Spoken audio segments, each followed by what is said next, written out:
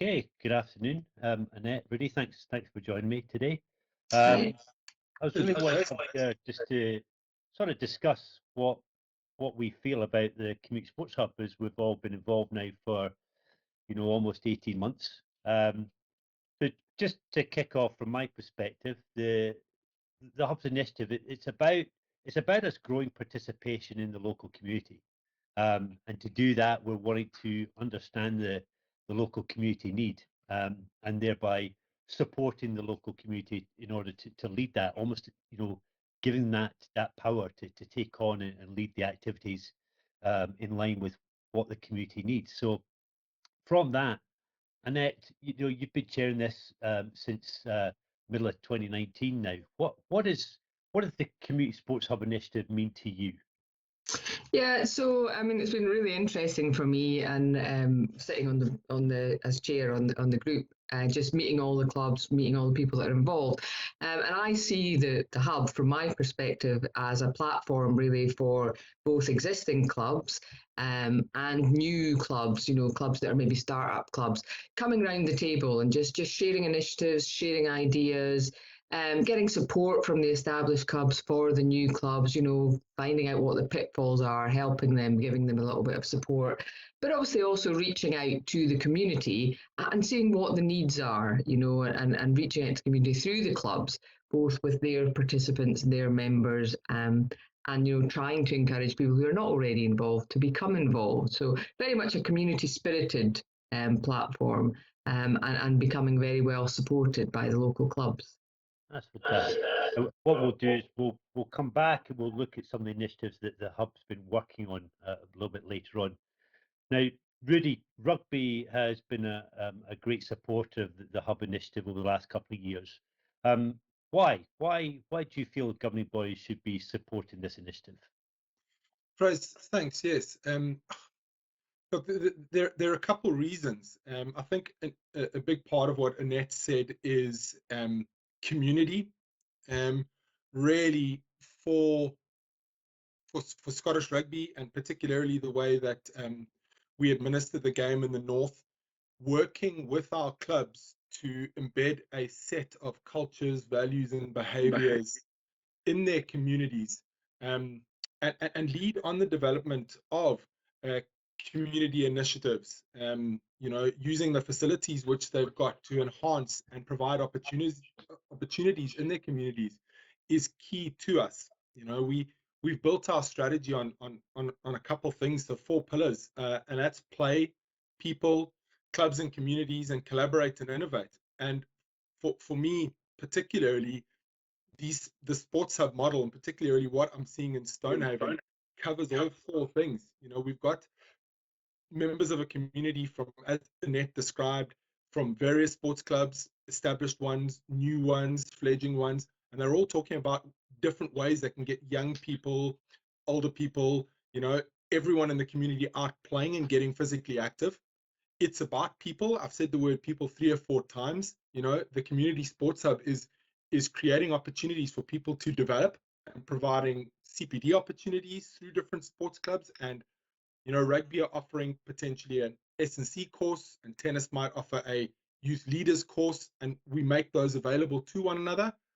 Clubs and communities is the heart of all we do. So that box is ticked, and it's really important for me. And then collaborate and innovate. And that's exactly what Annette said. We've got an opportunity for people to sit around a table and say, look, there's no monopoly on good judgment here. We've got a pretty good idea. Could this work for everyone else? So really, in terms of our strategy and what we want to see from the game of rugby, the community sports hub, and in this instance, the Stonehaven one, is absolutely brilliant. And hopefully that's echoed in a conversation that we recorded just a little bit earlier on.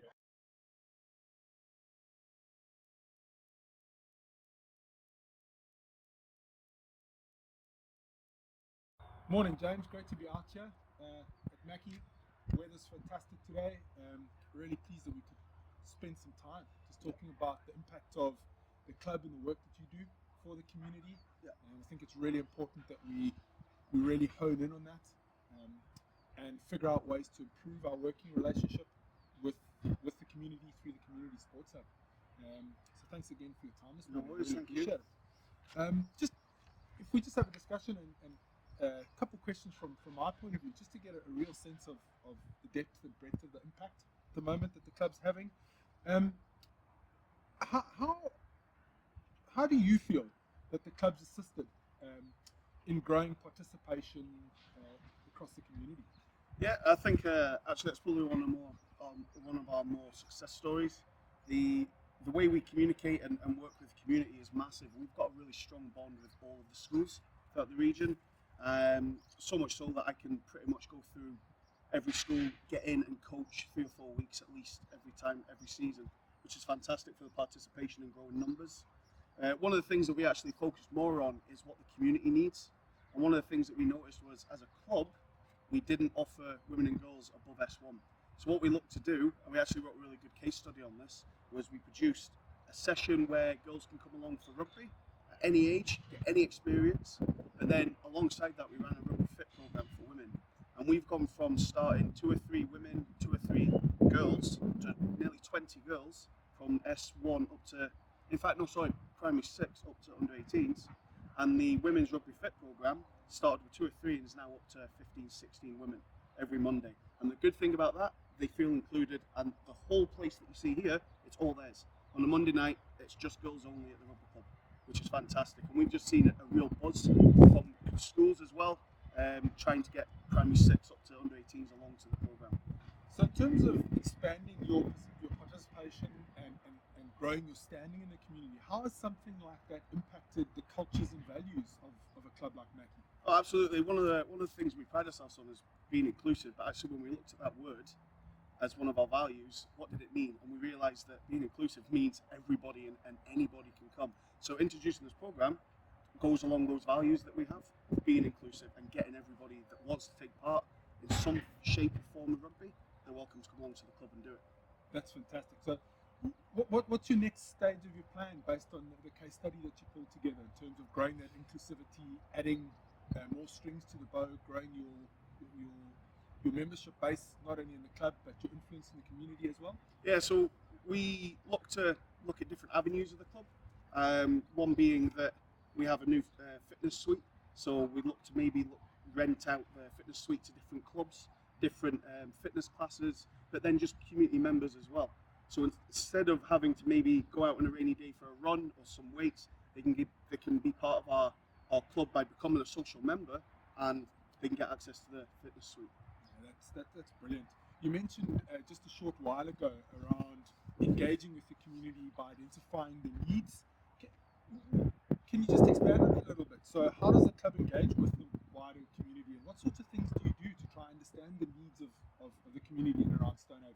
Yeah, so one of the things that we do, like I said earlier on, we've got a good communication with schools, and one thing that we noticed working through the local academy is we needed to also potentially offer something out to the youth of the community. One of the things that we did was put on a youth club on a Saturday night where anyone within the rugby environment just now, and we're going to look to expand that to the full community, on a Saturday night they can come in, they can play some video games, they can do things like play some rugby, some touch rugby, have a muck around with the ball, whatever they want to do, they've got free rein to do it under a safe environment.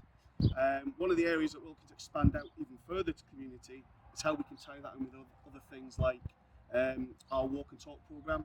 So while the kids are here, their parents can go for a nice walk, bit of peace from the kids, and just enjoy the environment and the outside, which is really important for us.